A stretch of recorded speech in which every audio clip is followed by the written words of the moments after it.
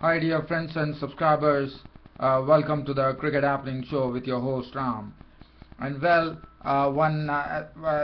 as you know, England actually went on to a 2-1 series victory yesterday. But as you know, before the series started, it was all speculation because, as you know, India were given a severe beating in England. And when England touched the Indian shores, one was really contemplating what is going to happen, whether India is going to take sweet revenge and dish out the same fare that England did to India. But let me tell you, England have come to India with great determination. They knew in their mind that India would be just waiting to take the revenge, and they'd done their homework very well. They had buckled down to the task in a pretty formidable manner, and that's what they precisely did.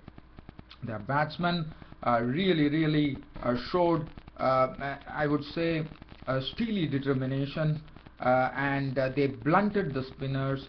And not only that, also they were aware that India had some world-class. India had some very good spinners, and they knew that India will have turning tracks. They were absolutely prepared. As you know, in the test, I thought it was in the. There was a test. I wouldn't remember that which particular venue, but Monty Palliser and Graham Swan took 19 wickets between them. And let me tell you, it is a great achievement for England. They would savor it for quite a long time, because beating India in India is a pretty difficult thing. And what they have done is they have shown to even probably the other rivals, like the other cricket teams, that it's possible to go to India and beat India in India, and also in their own trade, that is spin, which has been the hallmark of Indian cricket. Well, so for India, they have a lot of things to ponder. Now, just looking at the game here, first I will have to congratulate England for their win against India in India. It's a 2-1 series victory. What they have done is they have actually ended a 28-year wait. 1984-85 was the last time that an English team came to India and beat India in India. So after a 28-year period, England have done what they did in 84-85. It's been a pretty long wait, but the wait has ended, and that has ended in a very successful manner. Now, the other thing that I would like to say here, just looking at what happened yesterday. Now, yesterday we were all saying that, everyone was thinking that whether the fifth day there's going to be some gremlins in the pitch, or whether what is England going to do, what is going to be England's approach. England will probably try to see to it that India don't play. But nothing was required. In fact, as I said, the Stonewallers, Jonathan Trott and Ian Bell, really gave India absolutely no chance. It was a splendid partnership, in fact, which was a double century partnership. In fact, they took on the score from 94 for 3 to 302, with Jonathan Trott's contribution being 143 with 18 fours. And Jonathan Trott has been itching in the sense he has been really struggling in India, but slowly he was getting into form.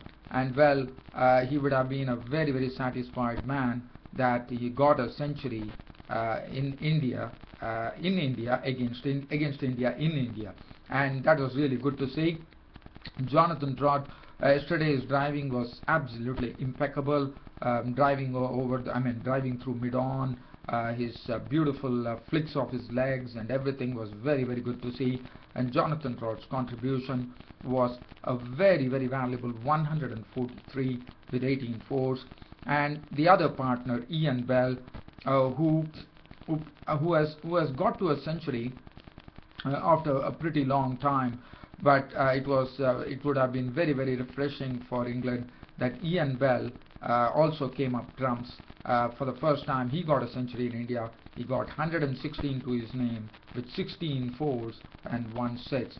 So both I mean, Jonathan Trott and Ian Bell ensured that England would definitely have a 2-1 series victory, and there won't be any possibility for India to even really get through the door. And that's what they precisely did. They blunted everything, and the England score stood at 352 for 4. It was declared, and the match was called off, with England winning the 4-match series 2-1.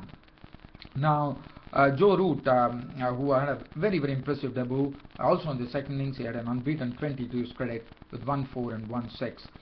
Well, as far as the bowling figures were concerned, Ishan Sharma, 15 overs, 3 maidens, none for 42, bowled well, I thought, in this particular test. Oja, 40 overs, 14 maidens, 70 runs on 1 wicket. Pragyan Oja, who has been, I would say, all the more successful as far as the spin is concerned for India. He took a lot of wickets. He bowled very well, I thought. Ravichandran Ashwin probably could have done better. 38 overs, 11 maidens, 99 runs on 2 wickets. Piyush Chawla playing in this match, 26 overs, 6 maidens, none for 64. He went wicketless in the second innings. Ravindra Jadeja had a good debut, a decent debut. 33 overs, 17 maidens, 59 runs on 1 wicket. And Gautam Gambhir bowled 2 overs for 4 runs. Now, the player of the match went to James Anderson. It was absolutely expected for the way he bowled, the way he used the swing and the seam. That was absolutely good to see. And as I said, any bowler who comes to India on flat tracks, on turning tracks, if a pace bowler could really extract life out of it, it was only one man, and that was James Anderson. He did a splendid job. So it was absolutely essential on a slow pitch like this that James Anderson was the right man of the match. So James Anderson did a wonderful job, and also he was also when he was running in, he was actually hiding the ball from the batsman so that the batsman couldn't actually see the grip. And well, that was the reason that James Anderson had 32 overs, 5 maidens, 81 runs and 4 wickets. And James Anderson, very rightly, man of the match. And I think James Anderson, what he has done is going to pave his way for a long time, because now he can very confident go to the subcontinent like India, Pakistan, or Sri Lanka, or whatever, Bangladesh. He can go there and bowl very good on those wickets, which is absolutely admirable. So James Anderson has his tails up there. And Alistair Cook, the captain, who had a prolific series. In fact, he amassed runs like anything. He has, as you know, as a captain, he has now 5 consecutive centuries, which is a world record in international cricket. And not only that, he goes as a winning captain, and he has done it in style. And as I said, it was a very tough assignment from Alistair Cook. Coming to India and taking on India on the Indian shores is a great assignment for any team. And what England has done, Alistair Cook is the one who has led the way absolutely from the front with with those magnificent centuries that he hit by actually really leading from the front. Alistair Cook has done a great job, and as a captain, I would like to congratulate Alistair Cook for his performance on leading the team.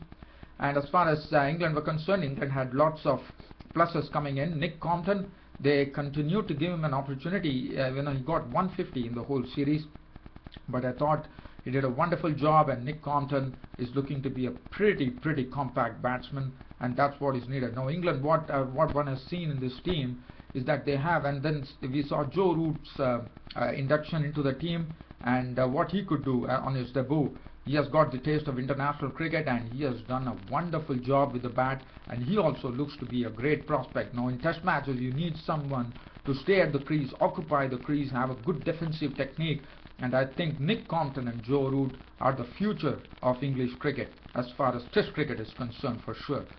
Jonathan Trott, Ian Bell, well, they had their moments, but well, everyone contributed. The batting was completely absolutely formidable.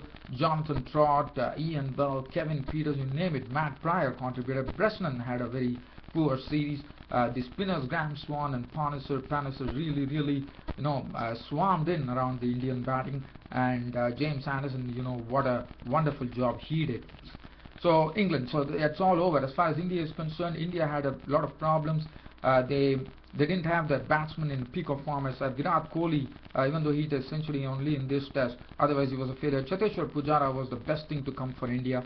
but later on he couldn't really carry on. The openers, Gambhir and Sehwag, well, Gambhir, it's almost 3 years since he hit a century. Virendra Sehwag, well, he was good in spurts, I would say. Tendulkar didn't have a very good series, he had a rough series. Mahendra Singh Dhoni also wouldn't contribute much with the bat. Bowling, Ashwin and Ojha did a good job, but that was not enough. And the pace bowling always looked shaky. Barring Ishan Sharma, who bowled well. Other than that, there was nothing to really talk home about. Now, as far as Sri Lanka and Australia is concerned, now I'm taking you down to Hobart, where the match is very interestingly placed. In fact, Sri Lanka, on the 5th and final day of the match at Hobart against Australia in the first test match, required 328 runs on a very difficult pitch. The ball is absolutely dying down, it's skipping low, there's uneven bounce. It's going to be very difficult, but they have the stalwarts Kumar Sangakkara and Jayawardene at the crease. So the equation is 328 to win for Sri Lanka with only 8 wickets in hand, but the stalwart Sangakkara was unbeaten on 18. He had 2 bounties and Jayawardene was not out on 5 at close with 1 bounty. 65 for 2. Sri Lanka chasing 393 to win the first test match against Australia, but the odds are absolutely against Sri Lanka. I think the odds are definitely favoring Australia because of the unevenness of the pitch. We are coming into the final day. We saw what Rangana Herath did. Rangana Herath took 5 wickets in the second innings of Australia. Australia yesterday were all out for 278, with Ed Cowan's contribution being 56 with 7 boundaries. David Warner played in his usual way, 168 with 5 fours and 1 6. Phil Hughes was clean bowled by Shamindra Ranga for 16 with no boundary. Shane Watson was brilliantly stumped by Prasanna Jayawardene of the bowling of Herath for 5. Matthew Wade promoted in the batting order to get some quick runs. His contribution was only 11 with 1 boundary. Michael Clarke retired with a hamstring injury and is probably doubtful for the next test, which is not good news. And Michael Clarke's 57 was very well made. He played some very handsome strokes. 57 with 5 fours and 1 6. Michael Hussey was there in the end, till the end, had an unbeaten 31 to his name with 2 fours and 1 6. And after that it was Vellagadra and Herath actually running through the tail. Siddle was out for 4. He was brilliantly snapped by Prasanna Jayawardene. It was a brilliant catch by the Prasanna Jayawardene behind the wickets. Mitchell Starc was LBW Vellagadra with a Yorker for 5.